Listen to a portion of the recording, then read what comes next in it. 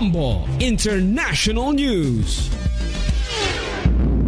Ito mga kabombo, yung pagbagsak ng bubungan ng Fenyang Drum Tower dun sa China ay patuloy ho itong iniimbestigahan ng mga otoridad. May nakalap na impormasyon dyan ang Star FM Iloilo.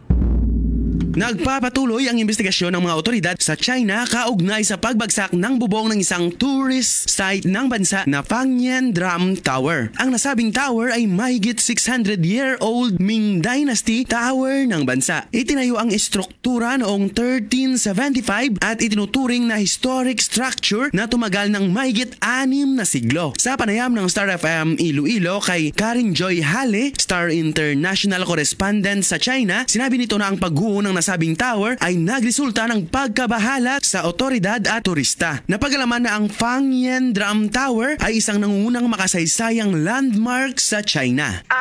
That is Fenyang Drum Tower. Isang nangungunang makasaysayang landmark sa China ay nagdulot ng pagkabahala sa mga turista at lokal na otoridad. Yes, even though there were no reported casualties, the accident has highlighted the success of recent restoration work and the wider issues of preserving ancient and cultural heritage sites. Para sa Bombo Network News, ito si Star DJ Ronnie, nag-uulat para sa #1 and most trusted radio network in the country, Bombo Radio Philippines. Basta Radio, Bombo